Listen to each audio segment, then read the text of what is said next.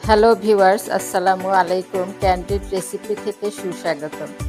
আজ আমি ফাইসা চাপা শুটকি দিয়ে পেঁয়াজকলি ও টমেটো দিয়ে একটি নতুন রেসিপি দেখাবো। আমি এখানে এক আটি পেঁয়াজকলি নিয়েছি। পেঁয়াজকলিগুলো ধুয়ে সুন্দরভাবে কুচি কুচি করে কেটে নিচ্ছি।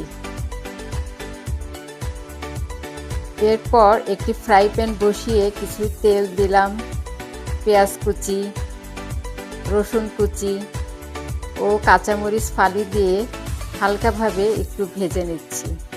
অবশ্যই পেঁয়াজ আর রসুন একটু বেশি লাগবে।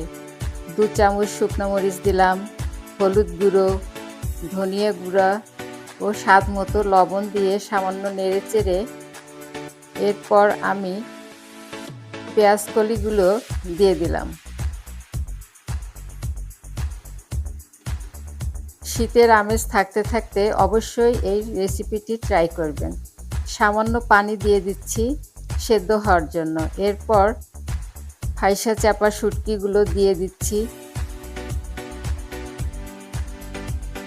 এরপর ঢাকনা দিয়ে ঢেকে 3 মিনিট পর আমি ঢাকনাটি উঠিয়ে আবারও নেড়েচেড়ে ফাইসা চাপা শুটকির বড় কাঁটাগুলো ফেলে দিচ্ছি।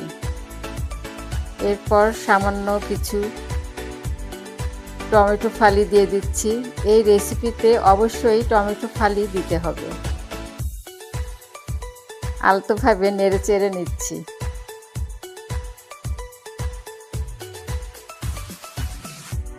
তৈরি হয়ে গেল আমার ফাইসা চাপা শুটকি দিয়ে পেঁয়াজকলির মাখা মাখা নতুন রেসিপি।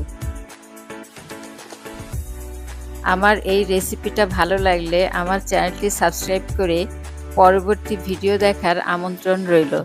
সবাই ভালো থাকবেন, সুস্থ থাকবেন। আল্লাহ হাফেজ।